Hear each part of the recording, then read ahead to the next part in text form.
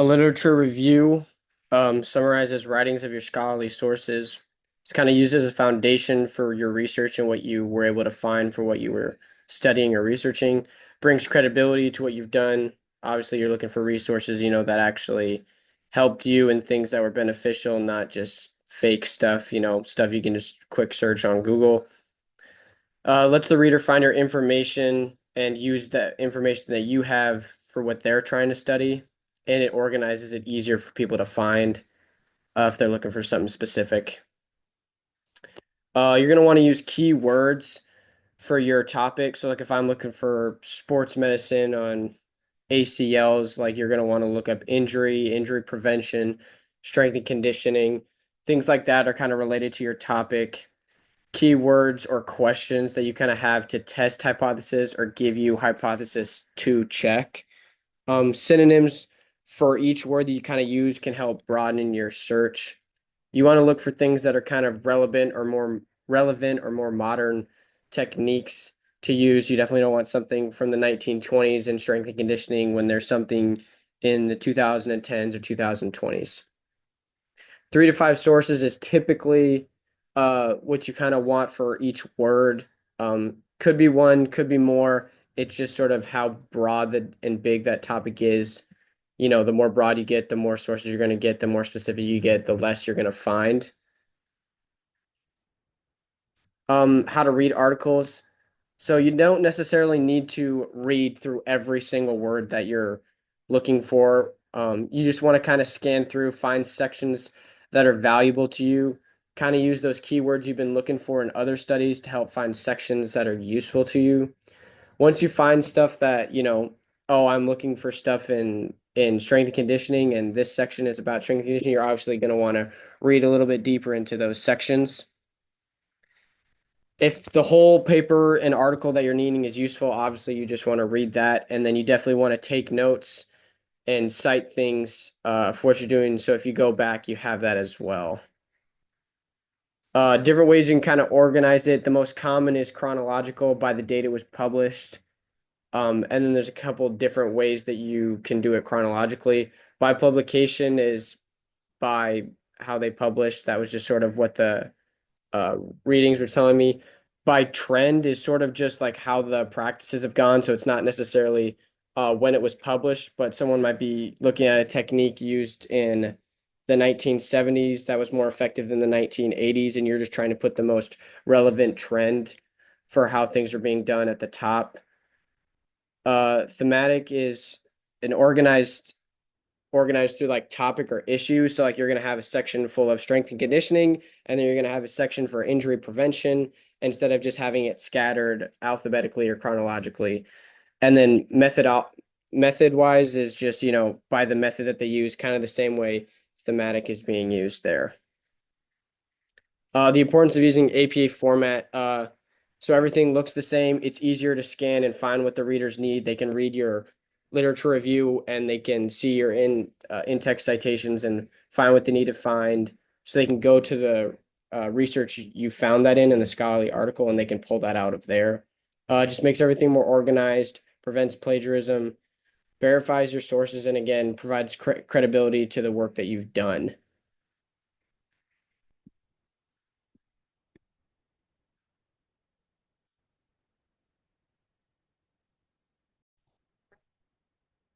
All right, so I've had the opportunity to explore various literature reviews that are relevant in our field of coaching. Today, I'm going to discuss three individual literature reviews. The first one is titled Leadership Principles in Coaching Basketball. The second is The Impact of Coaching Styles on Motivation and Performance of Athletes. And the third and final would be a systematic literature review of the academic and athletic identities of student athletes.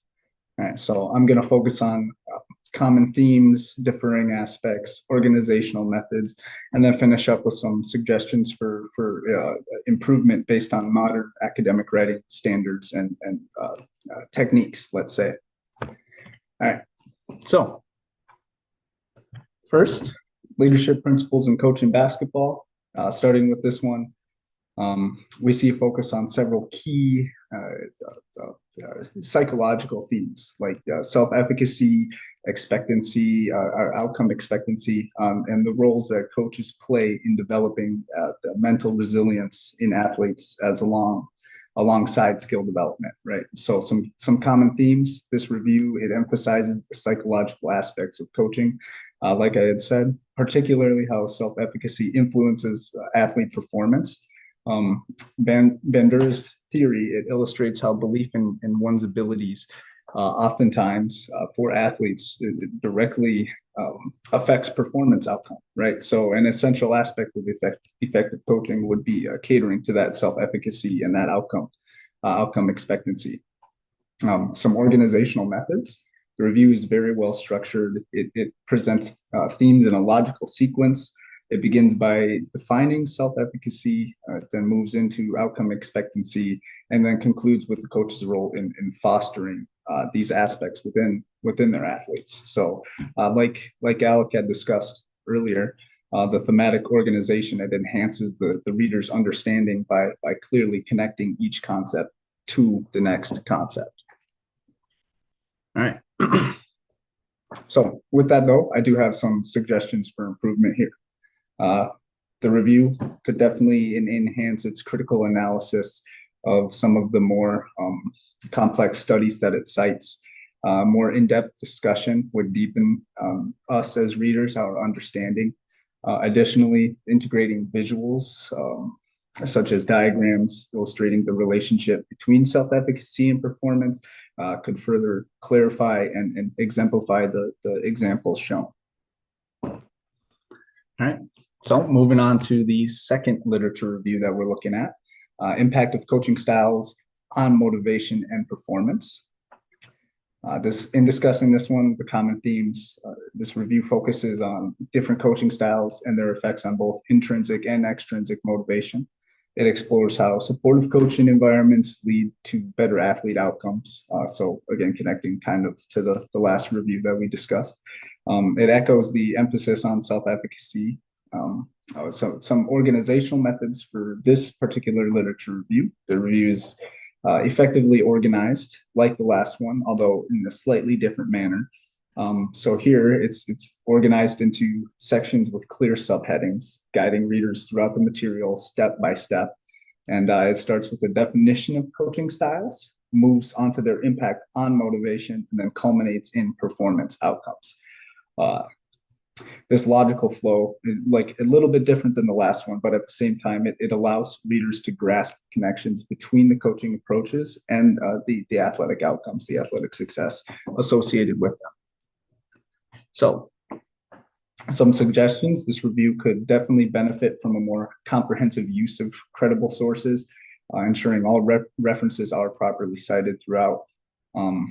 Additionally, providing again some more comparative analysis between various studies would also enhance the discussion instead of just going point A to point B to point C. There's not really any kind of discussion or tie back and see how one study would affect the conclusions of the last one, if that makes sense. Anyways, I just think that would overall improve the flow of the writing and then, provide a second or third layer of understanding for us as readers. All right.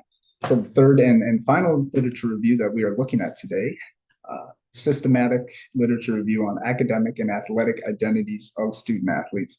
This one was by far the most interesting to me. That's why I saved it for last, and I think a lot of you will agree. Some common themes. This review presents the overarching themes like identity development, role conflict, and stereotypes that student athletes encounter, right? So by addressing both the academic and the athletic identities within student athletes, it provides a nuanced understanding of the challenges faced by this population that we interact with so closely. So organizational methods, the review employs a systematic search protocol, including quantitative and qualitative studies. This ensures a comprehensive analysis of the structure or of the literature, right? So throughout the structure of the literature, I just think it's much more comprehensive than the last two reviews that we had discussed. If you remember, the comprehensive analysis was an improvement that I said both of them could have. This one does that very well. The thematic analysis, it allows for the synthesis or the creation of diverse findings and provides clarity on how identity is shaped throughout various factors in a student athlete's life. Some suggestions that I would have based on modern academic writing standards and tips. I think the review's use of visual aids such as flowcharts to illustrate kind of the uh, literature search process, so to say. It greatly enhances the engagement and the comprehension that I had within this literature review. And then additionally, a dedicated results section could further clarify the findings, right? So the implications, fostering deep insight kind of into the significance of the research, more so than just having a conversation about it. All right, so in conclusion, these three literature reviews that we looked at today, they provided valuable insights into the organization and the writing of academic research. They illustrate several of the key principles for conducting effective literature reviews that Alec had just finished discussing before I came on. First and foremost would be determining the research topics, right? So start by identifying keywords relevant to your area of interest. For example, let's say today we were looking at leadership principles a lot. So the keywords might have been self-efficacy, motivation, and coaching effectiveness, right? You got to consider the width of your search. Exploring multiple aspects of the topic can yield much richer results than exploring multiple topics, right? Second, conducting literature searches. It's crucial to search for a variety of sources, depending on your keywords, and and the aiming to ensure a comprehensive understanding of the topic for yourself as you go throughout, and then also for the reader, of course. In reading research articles, you have to develop a systematic approach to reading, right? Focusing on the abstracts, the introductions, the discussions. You've got to gauge the relevance to your overarching topic before delving in and investing a lot of resource and time into something that might be or might not be as effectively connected to your topic as something else.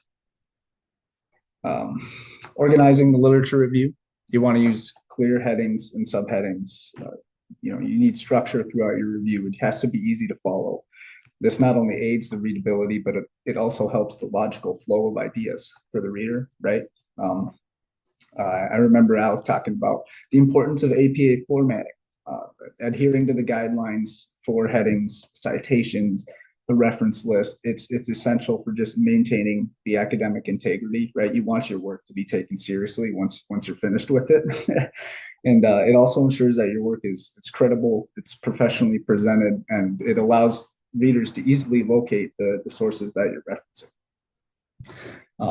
By applying these principles, I think that we as students, as coaches, graduates, we can enhance our literature reviews effectiveness and contribute meaningfully to the academic dialogue that takes place within this field. And as time goes, the intertwining of this sort of academic exploration and the coaching field itself is just going to get more and more deep. And I feel like this, understanding how to write a literature review, how to navigate them, and just how the topics connect to each other and how to present a logical story throughout is just incredibly valuable.